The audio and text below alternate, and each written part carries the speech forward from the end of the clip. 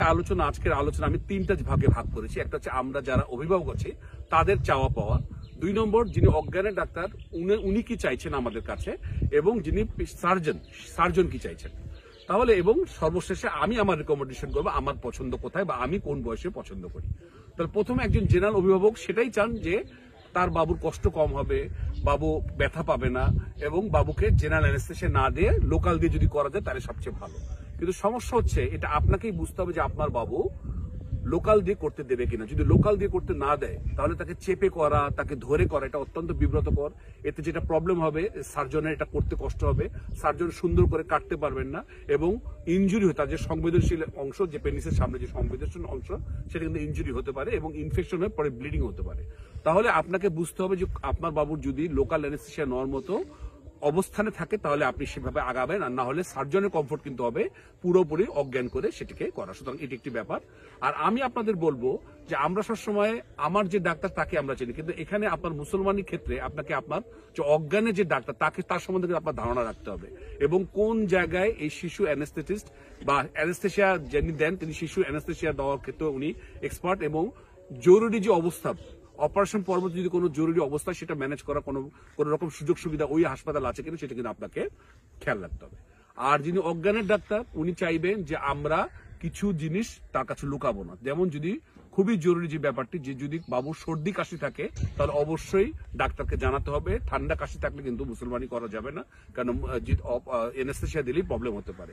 সেই সাথে যদি কোনো বাবুর কোনো ব্লিডিং ডিসঅর্ডার থাকে, অর্থাৎ কেটে গেলে তার অতিরিক্ত রক্তক্ষরণ হয়, এই ধরনের যদি কোনো হিস্ট্রি থাকে, ফ্যামিলিতে হিস্ট্রি থাকে, তাহলে অবশ্যই আপনার অজ্ঞান ডাক্তারকে জানাতে হবে। আর খাবারের যে ব্যাপারটা আমরা বলি, মুসলমানি করার 6 ঘন্টা আগে থেকে কোনো শক্ত খাবার খাওয়া যাবে না, পানি জাতীয় খাবার 4 ঘন্টার পর থেকে আর খাওয়া যাবে না, এবং যদি শুধুমাত্র যদি আপনি ড্রিঙ্কিং ওয়াটার খাবার পানি খান সেটা 2 ঘন্টা আগেও খেতে পারবেন।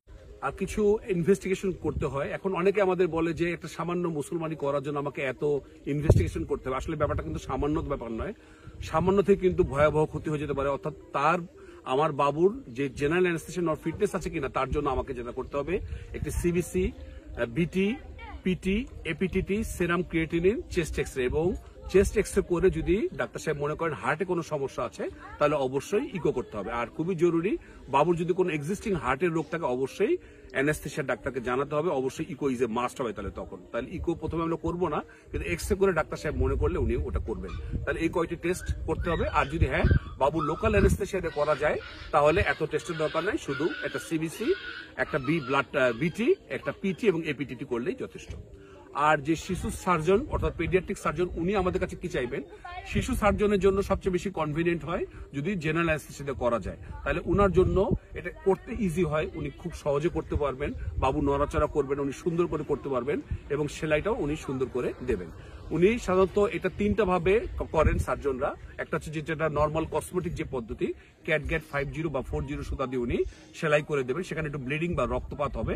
আর যে দুটো নতুন পদ্ধতি এসছে, একটা হচ্ছে স্ট্যাপল ডিভাইস, অর্থাৎ মিনিমাম রক্তপাত বা রক্তপাত না হলেই হবে বললেই চলে, সেটা হচ্ছে স্ট্যাপল ডিভাইস, একটা ডিভাইস দিয়ে করা হয়, এবং ডিভাইসটা যেটা মজার একবারই ইউজ করা হয়, ওর মাথায় ব্লেড লাগানো থাকে, জাস্ট ওখানে দিয়ে সুন্দর করে চাপ দিয়ে কেটে ফেলবে, একটা গোল সুন্দর শেপ হবে, যার ফলে দেখতেও সুন্দর থাকবে, মিনিমাম হ্যান্ডেলিং হবে, যাতে টিস্যু ইনজুরি কম হবে, ইনফেকশন কম হবে, ব্লিডিং তো হবে না বললেই চলে। আর যেটা হচ্ছে লেজার দিয়ে করলে, লেজার তো বুঝতে পারছেন কোনো কাটা ছেলার বালাই নাই, এটা লেজার দিয়ে মিউকোসা বা সাবমিউকোসা টিস্যু কেটে ফেলা হয়। তবে দুটোর ক্ষেত্রে কিন্তু সেলাই দিতে হবে, ওই ক্যাটগ্যাট দিয়ে সেলাই দিতে হবে।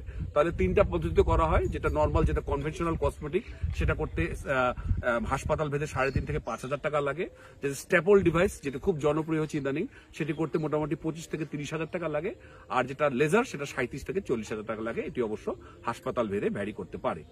আর যেটি ব্যাপার সার্জন, যেটি খুব ইম্পর্টেন্ট ইনফরমেশন, এখন এই মুসলমানি করা তো আগে আমাদের কাছে বলা, আগে তো হাজমরাও করতো, তাহলে এখন এত বড় বড় জায়গায় যে এত বড় বড় হাসপাতালে যে লাভটা কি? দেখুন, আপনি মুসলমানি করতে চাইলেই কিন্তু সেটা নাও হতে পারে, এটা কিন্তু একজন অভিজ্ঞ ডাক্তার যার মেডিকেল নলেজ আছে, অ্যানাটমি জানা আছে, সে করতে পারবেন। অনেক সময় মুসলমানি করতে গিয়ে যদি ডাক্তার সাহেব দেখেন সেখানে epispadias, hypospadias, buried penis, webbed penis, বা এই ধরনের কোনো অ্যাবনর্মালিটি আছে, তাহলে কিন্তু উনি এটা করবেন না। উনি এটা না করে বা এটা করলে কিন্তু বিপদ হতে পারে, মুসলমানি করলে উনি পরবর্তী এটাকে রিপেয়ার করতে বলবেন। কিন্তু যিনি জানেন না, আপনি জানেন অনেকে স্বল্প ট্রেনিং নিয়ে করতে বসে, পরে একটা জটিলতা করে পরে ডাক্তারদের কাছে পাঠায়। সুতরাং medical knowledge is a must. আগে কি হচ্ছিল এটা ভেবে লাভ নেই, আমরা দুনিয়ার দিকে আগাবো। সুতরাং এটি একটি ব্যাপার, আমরা দুনিয়ার সাথে সাথে আগাচ্ছে, আমরাও আগাবো। সুতরাং আপনার বাবুর মুসলমানি অবশ্যই একজন শিশু সার্জনকে দিয়ে করাবেন এবং উনি একটু ওয়েল ইকুইপ জায়গা যেখানে শিশু অ্যানেস্থেশিয়ার ভালো ব্যবস্থা আছে সেখানে করবেন। আর যেটি লাস্টে যেটা আমার মূল বক্তব্য, যেটা আমার রিকমেন্ডেশন, যেটা আপনারা সবাই শুনতে চান, আমি বলবো যে মুসলমানির দুটো টাইম সুন্দর, তবে সবচেয়ে জনপ্রিয় টাইম হচ্ছে প্রি স্কুল এজ। 3 থেকে 5 বছরের বাচ্চাদের মুসলমানি সবচেয়ে বেশি করা হয়। তবে এখানে যেটা ইনফরমেশন, এখানে কিন্তু আপনাকে বুঝতে হবে, যদি আপনার বাবু লোকাল অ্যানেস্থেশিয়া করতে না পারে, তাহলে এখানে সার্জনরা অবশ্যই 3 থেকে 5 বছর বাচ্চাদের জেনারেল অ্যানেস্থেশিয়া করবেন, ফুল অজ্ঞান করবেন। এই ফুল অজ্ঞান বিভিন্নভাবে করা হয়। ক্যাটামিন বলে একটা ইনজেকশন দেওয়া হয়, প্রোপোফল দেওয়া হয়, কর্ডাল দিয়ে সিডেশন করা হয়, বিভিন্ন পদ্ধতি আছে। তবে সার্জনরা চাইবেন এটাকে ফুল অজ্ঞান করতে।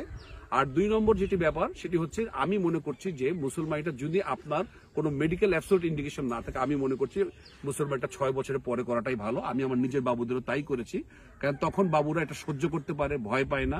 এবং ভয় পেলে আপনি জানেন একটা দীর্ঘমেয়াদী কিন্তু ট্রমা হয়ে যেতে পারে, তার মানসিক বিচার বিশ্লেষণ বা তার মানসিক মারাত্মক ঝুঁকি হতে পারে। সুতরাং আপনি বাবুকে চেপে করতে যাবেন না। আমি বলবো যে আপনার বাবুকে ওয়েট করুন 6 বছর পর, যখন সে বুঝবে, লোকাল অ্যানেস্থেশিয়া টলারেট করবে, তখন আপনি করতে দিন। আর বিদেশে উন্নত দিচ্ছে, এখন অনেক উন্নত বিশ্বেই, বিশেষ করে ইউরোপ, আমেরিকা এবং সৌদি আরবের মতো জায়গায় জন্মের পরপরই হাসপাতাল ত্যাগের আগে কিন্তু মুসলমানি করে দেওয়া হচ্ছে, এবং সেটা কিন্তু সার্জনদের জন্য অত্যন্ত কনভিডেন্ট। তাহলে তখন কোনো অ্যানেস্থেশিয়ার ঝুঁকি নাই। সুতরাং সুন্দরভাবে সার্জন অপারেশনটা করে ফেলতে পারবেন। আর আমি 2 নম্বর বলবো যে অ্যাক্সিডেন্ট তো হতেই পারে, সেটি আপনাকে মাথায় রাখতে হবে। দেখুন, অ্যাক্সিডেন্ট হরহামেশা হচ্ছেই, হরহামেশা হয় না, কিন্তু এখন প্রতিদিন তো হাজার হাজার মুসলমান হচ্ছে, কিন্তু দুর্ঘটনা কিন্তু একটিতেই করতে পারে, এবং যে কোনো অপারেশনে কিন্তু দুর্ঘটনার সুযোগ রয়েছে। সুতরাং আপনার প্রস্তুতি থাকবে, আপনি শুধুমাত্র আপনার শিশু সার্জন নয়, আপনার অজ্ঞানের ডাক্তারকে আপনি জানুন, এবং ওই হাসপাতালে শিশুদের অজ্ঞান করার ব্যবস্থা আছে কিনা বা তারা এই ব্যাপারে অভ্যস্ত কিনা। কারণ ডোজের একটা ব্যাপার আছে, আপনি জানেন, অজ্ঞানের যদি ওষুধ ওভারডোজ পড়ে, যেখানে বাবুদের ডোজ সম্পূর্ণ আলাদা, তাহলে কিন্তু ভয়াবহ ক্ষয়ক্ষতি হতে পারে। এবং অবশ্যই আপনি এটা জেনারেল ডাক্তারকে দাঁড়াতে, আপনি শিশু সার্জারির ডাক্তার যিনি পেডিয়াট্রিক সার্জন, তাকে দিয়ে আপনি করাবেন। সুতরাং এই ব্যাপারগুলো খুবই ইম্পর্টেন্ট। আর পরবর্তী জটিলতা যদি ঠেকানোর ব্যাপারে যে হাসপাতালগুলোতে যে ইনফ্রাস্ট্রাকচার আছে সেটি যেন ঠিকঠাক থাকে, সেই ব্যাপারে আপনাকে মাথায় রাখতে হবে। দর্শক, আমি বলবো যে আপনার শিশুকে নিরাপদ রাখার জন্য আমার রিকমেন্ডেশন, একটু বড় বয়সে দেওয়াই ভালো। 6 বছরের পরে আপনি দিন, লোকাল অ্যানেস্থেশিয়া দিন, এবং এক্সিস্টিং জ্বর, কাশি, ঠান্ডা, হার্টের রোগ যদি থাকে অবশ্যই আপনি ডাক্তারকে জানিয়ে নেবেন। এবং শিশু সার্জনের পাশাপাশি আপনি আপনার যে অজ্ঞান ডাক্তার, তার সম্বন্ধে পরিপূর্ণ ধারণা রাখুন, এবং ওই হাসপাতালে শিশু অ্যানেস্থেশিয়া ব্যবস্থা আছে কি